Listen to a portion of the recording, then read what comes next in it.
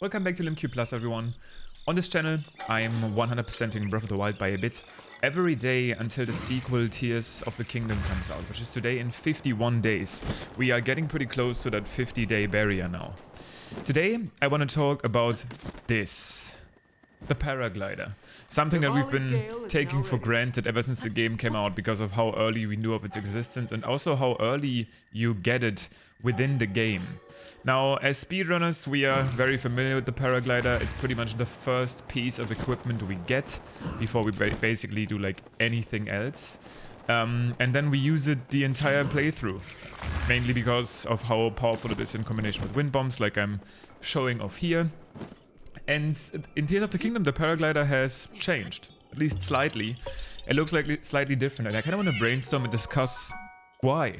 Is there a reason? Is there a canonic reason? Is there a gameplay mechanic reason?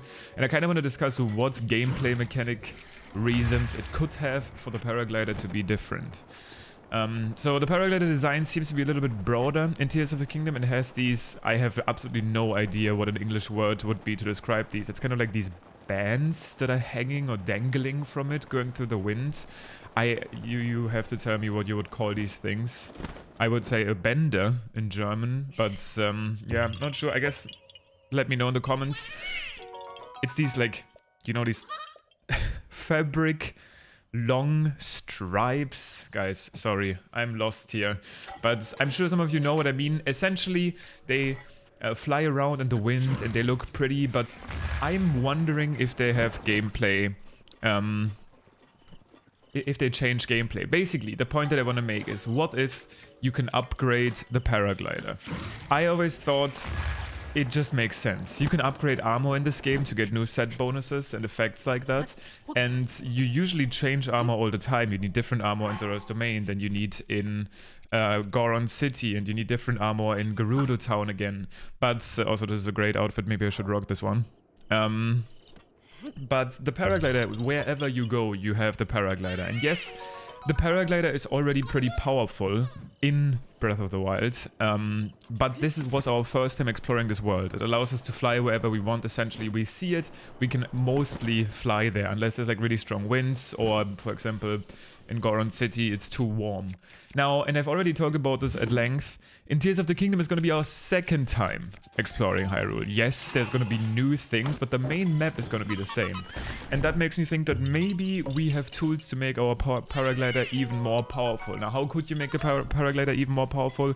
Like, yes, and this would be absolutely absurd, you could make it a jetpack. Like, what if the equivalent of the motorbike from Breath of the Wild this time is that we get to make a Paraglider upgrade that's like ancient jet engines, and we can literally use the Paraglider as like a jetpack. I mean, it would be cool. At this point, I wouldn't be surprised about anything, you know? This game has really shown us, I think, time and time again, that at this point, anything is possible when it comes to crazy stuff, right? But I doubt it. I don't think we're gonna get a jetpack Paraglider, but I think there's some other reasonable upgrades that you could be making throughout time. There could be just speed upgrades, that as you upgrade the Paraglider more, the faster it glides. There could be stamina type upgrades. It costs less stamina to use the glider. You know, Link is always holding onto the Paraglider. What if there's like an arm rest where you like slide your arms in instead, so it's like easier to hold onto the glider? Obviously, you can always explain this in a way that it makes sense.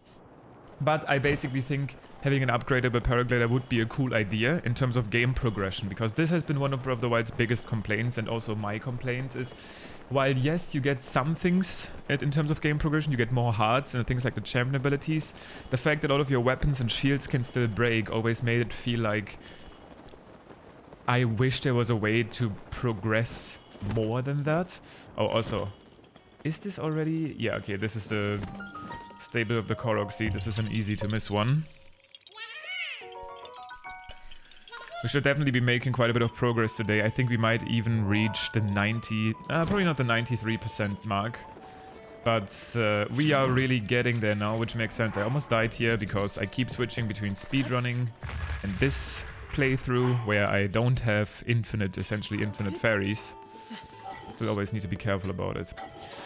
What other upgrades could there be for a Paraglider? Again, it could be just that it flies further, right? The Paraglider obviously has a natural drop-off as you fly, like you lose height. You could make it so that it's, I don't know, it's more aerodynamic, I think is the right word, so it loses less height. Upgrades like that, in my opinion, would make a lot of sense for an item that not only do you use basically the entire playthrough, but again, I think the team and, in my opinion, the vehicles, and especially that big glider that you essentially stand on, I like to call it more like a spaceship, even though it's obviously not. To me, when I saw that, that was the dead giveaway that yes, the team is aware we are visiting this Hyrule again. The devs want to get us to the new stuff as effectively as possible. The game is going to be less about slowly running around in the world. You can obviously still do that if you want to, but I think giving players options to reach the new content more efficiently, quicker, is a very good idea. Now, this is going to be a nightmare. This balloon is already not easy to complete.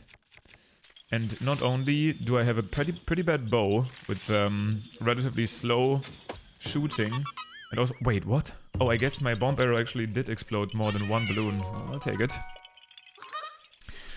Didn't even see that, but maybe you guys heard that in the recording. I will happily take that. I'll make my way over here now. This location here in general, by the way, is something that I've recently been thinking about. Let me show this to you, because some of you are really big lore experts. And maybe you can answer this question to me as I'm wrapping up this episode today. These pillars here also show up in the Lanero region, and they have these emblems on them. I was trying to figure out what these emblems are. Let me know if any of you lore experts know it. This is a pretty good view of them. It almost looks like some sort of weapon. I've only really seen them here and in the Lanero region next to this shrine. These pillars have those emblems too. I don't know if they're respective of any of the factions in the game that I'm not necessarily aware of. But I would like to know who they represent, because I was recently looking at them and I was not sure. This location is what I mean in general.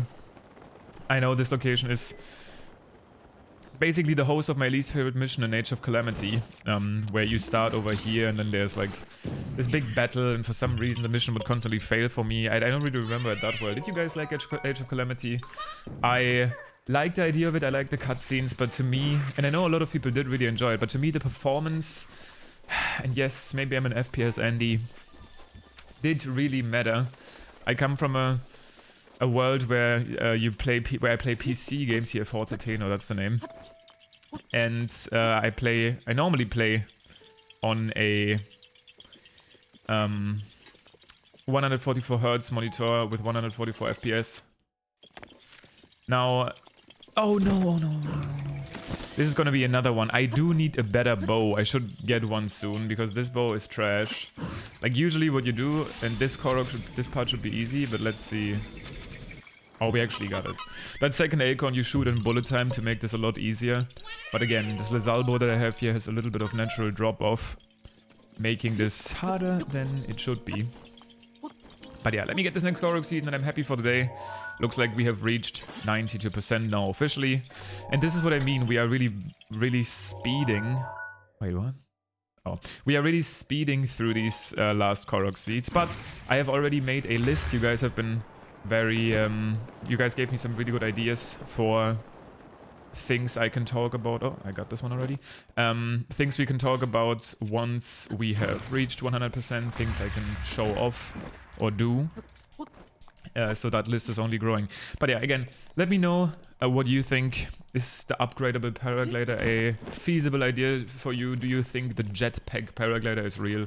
Obviously, probably not, but that would be pretty cool, in my opinion. Last but not least, I do not have any direct protection left. But that's fine, I have the Hylian shield that tanks quite a bit. Uh-oh. Okay, that rock was going a little bit fast, but we did get it.